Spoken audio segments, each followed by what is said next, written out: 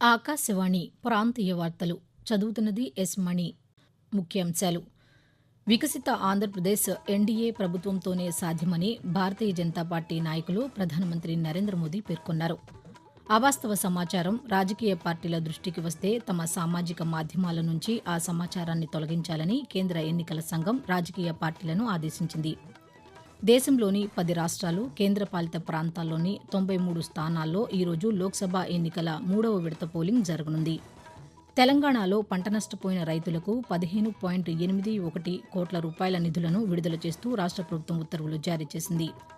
విశ్వకవి, భారత జాతీయ గీతం జనగణమన సృష్టికర్త, నోబెల్ పురస్కార గ్రహీత రవీంద్రనాథ్ ఠాగూర్ జయంతి ఈరోజు. ఇక వార్తల్లోని వివరాలు. వికసిత ఆంధ్రప్రదేశ్ ఎన్డీఏ ప్రభుత్వంతోనే సాధ్యమని భారతీయ జనతా పార్టీ నాయకులు ప్రధానమంత్రి నరేంద్ర మోదీ పేర్కొన్నారు. తూర్పుగోదావరి జిల్లా రాజమహేంద్రవరం, అనకాపల్లి జిల్లా రాజుపాలెంలలో నిర్వహించిన ఎన్నికల ప్రచార సభల్లో ఆయన పాల్గొన్నారు. ఈ సందర్భంగా ప్రధానమంత్రి మాట్లాడుతూ రాష్ట్రమైనా, దేశమైనా అభివృద్ది చెందాలంటే ఎన్డీఏ ప్రభుత్వం అవసరమని అన్నారు.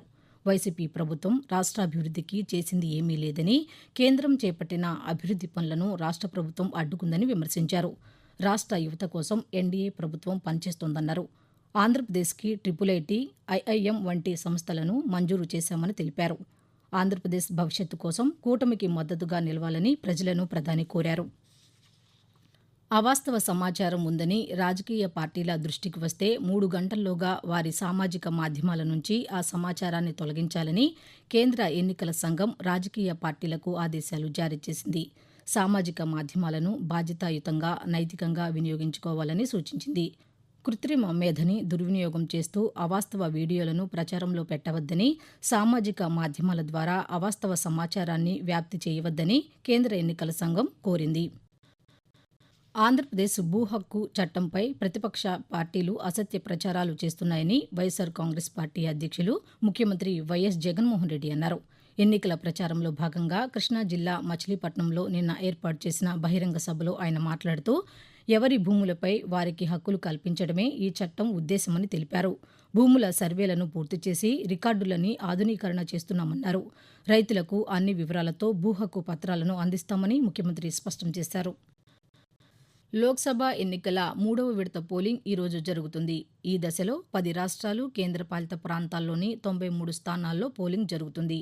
గుజరాత్లో 1 స్థానం ఏకగ్రీవం కాగా మిగిలిన 25 స్థానాలకు, కర్ణాటకలో 14 స్థానాలకు, మహారాష్ట్రలో 11, ఉత్తరప్రదేశ్లో 10, మధ్యప్రదేశ్లో 9, పశ్చిమ బెంగాల్, అస్సాంలో 4 స్థానాల చొప్పున, బీహార్లో 5, ఛత్తీస్గఢ్లో 7 స్థానాలకు పోలింగ్ జరగనుంది. అలాగే గోవాలో 2, జమ్మూ కశ్మీర్లో 1, దాద్రా నగర్ హవేలీ, డయ్యూ డామన్లో 2 స్థానాలకు ఎన్నికలు జరుగుతాయి. తెలంగాణలో గత మార్చి 16 నుంచి 21 వరకు వడగళ్ల వానతో పంట నష్టపోయిన రైతులకు 15.81 కోట్ల రూపాయల నిధులను విడుదల చేస్తూ రాష్ట్ర ప్రభుత్వం నిన్న ఉత్తర్వులు జారీ చేసింది. ఎకరాకు 10,000 రూపాయల చొప్పున 10 జిల్లాల్లో మొత్తం 15,814 ఎకరాల్లో పంట నష్టపోయిన 15,246 మంది రైతులకు తెలంగాణ ప్రభుత్వం నిధులను విడుదల చేసింది. ఈ నిధులను నేరుగా రైతుల ఖాతాల్లో జమ చేయాలని వ్యవసాయ శాఖ అధికారులను తెలంగాణ ప్రభుత్వం ఆదేశించింది. విశ్వకవి, భారత జాతీయ గీతం జనగణమన సృష్టికర్త, నోబెల్ పురస్కార గ్రహీత రవీంద్రనాథ్ ఠాగూర్ జయంతి ఈరోజు. 1861 మే 7వ తేదీన కలకత్తాలో జన్మించిన ఆయన బాల్యంలోనే అనేక పద్యాలు, వ్యాసాలు రాశారు. రవీంద్రనాథ్ ఠాగూర్ రచనల్లో గీతాంజలి కావ్యం చాలా గొప్పది. ఈ కావ్యానికే ఆయనకు నోబెల్ పురస్కారం లభించింది. జనగణమన గీతాన్ని భారత రాజ్యాంగ సభ 1950 జనవరి 24వ తేదీన జాతీయ గీతంగా ఆమోదించింది. ఆయన 1941 ఆగస్టు 7వ తేదీన తుదిశ్వాస విడిచారు. రవీంద్రనాథ్ ఠాగూర్ జయంతిని పురస్కరించుకుని ఆకాశవాణి ద్వారా జనగణమన గీతాన్ని ఆయన గళంలోనే విందాం.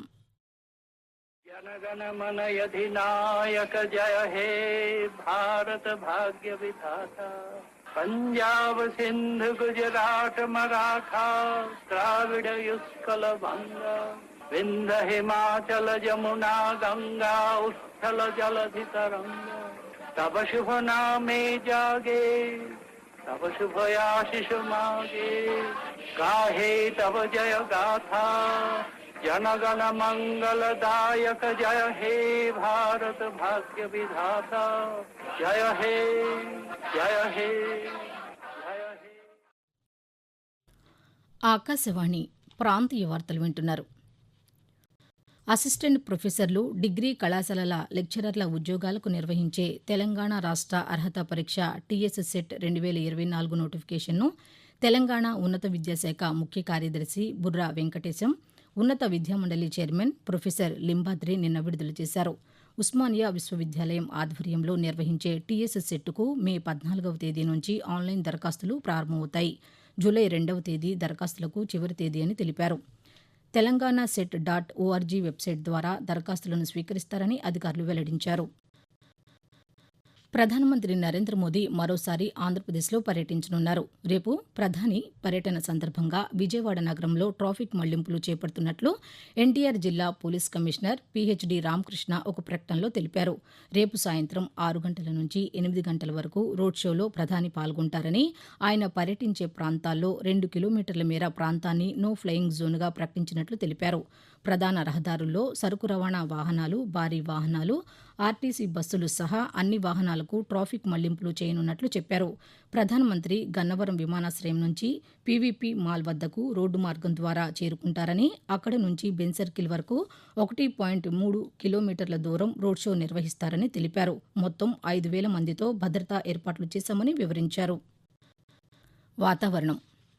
ద్రోణి ప్రభావంతో రాబోయే 4 రోజుల్లో ఆంధ్రప్రదేశ్లో పిడుగులతో కూడిన మోస్తరు నుంచి భారీ వర్షాలు కురిసే అవకాశం ఉందని అమరావతిలోని భారత వాతావరణ కేంద్రం తెలిపింది. ఈరోజు పార్వతీపురం మన్యం, అల్లూరి సీతారామరాజు, తూర్పుగోదావరి, ఏలూరు, ఎన్టీఆర్, పల్నాడు, ప్రకాశం, శ్రీ పొట్టి శ్రీరాములు నెల్లూరు, నంద్యాల జిల్లాల్లో మోస్తరు నుంచి భారీ వర్షాలు కురిసే అవకాశం ఉందని తెలిపింది. నిన్న పల్నాడు, శ్రీ పొట్టి శ్రీరాములు నెల్లూరు, చిత్తూరు తదితర జిల్లాల్లో తేలికపాటి నుంచి మోస్తరు వర్షాలు కురిశాయని పేర్కొంది. ఇక తెలంగాణ వ్యాప్తంగా 5 రోజుల పాటు తేలికపాటి నుంచి మోస్తరు వర్షాలు పడతాయని హైదరాబాద్ వాతావరణ కేంద్రం తెలిపింది. తెలంగాణ జిల్లాల్లో భారీ వర్షం పడే అవకాశం ఉన్నట్టు పేర్కొంది. నిర్మల్, నిజామాబాద్, కరీంనగర్, పెద్దపల్లి, భూపాల్పల్లి, హన్మకొండ, యాదాద్రి భువనగిరి, రంగారెడ్డి, హైదరాబాద్, మేడ్చల్ మల్కాజ్గిరి, సంగారెడ్డి, వికారాబాద్, వనపర్తి, నారాయణపేట, జోగులాంబ, గద్వాల్ జిల్లాల్లో ఉరుములు, మెరుపులు, ఈదురు గాలులతో కూడిన వర్షాలు పడే అవకాశం ఉందని తెలిపింది. కేంద్ర ఎన్నికల సంఘం ఆదేశాల మేరకు ఆంధ్రప్రదేశ్ నూతన డైరెక్టర్ జనరల్ ఆఫ్ పోలీస్ డీజీపీగా 1992 ఐపీఎస్ బ్యాచ్కు చెందిన హరీష్ కుమార్ గుప్తా నిన్న బాధ్యతలు స్వీకరించారు. పూర్వ డీజీపీ కేవీ రాజేంద్రనాథ్ రెడ్డిని ఎన్నికల సంఘం బదిలీ చేసింది. సార్వత్రిక ఎన్నికలు ముగిసేంత వరకు కేవీ రాజేంద్రనాథ్ రెడ్డి ఎన్నికలకు సంబంధించిన ఏ విధుల్లోనూ భాగస్వామ్యం కాకూడదని ఎన్నికల సంఘం ఉత్తర్వులు జారీ చేసింది. అన్ని వర్గాల ప్రజలకు మేలు చేసేలా బీజేపీ పనిచేస్తోందని ఆ పార్టీ జాతీయ అధ్యక్షులు జేపీ నడ్డా అన్నారు.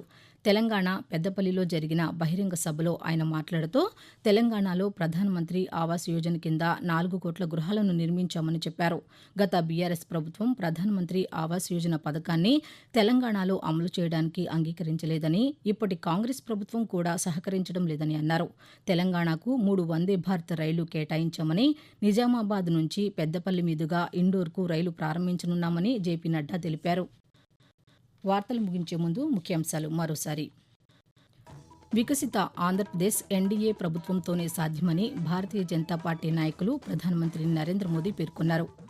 అవాస్తవ సమాచారం రాజకీయ పార్టీల దృష్టికి వస్తే తమ సామాజిక మాధ్యమాల నుంచి ఆ సమాచారాన్ని తొలగించాలని కేంద్ర ఎన్నికల సంఘం రాజకీయ పార్టీలను ఆదేశించింది. దేశంలోని 10 రాష్ట్రాలు, కేంద్రపాలిత ప్రాంతాల్లోని 93 స్థానాల్లో ఈరోజు లోక్సభ ఎన్నికల 3వ విడత పోలింగ్ జరగనుంది. తెలంగాణలో పంట నష్టపోయిన రైతులకు 15.81 కోట్ల రూపాయల నిధులను విడుదల చేస్తూ రాష్ట్ర ప్రభుత్వం ఉత్తర్వులు జారీ చేసింది. ఆకాశవాణి ప్రాంతీయ వార్తలు ఇంతటితో సమాప్తం.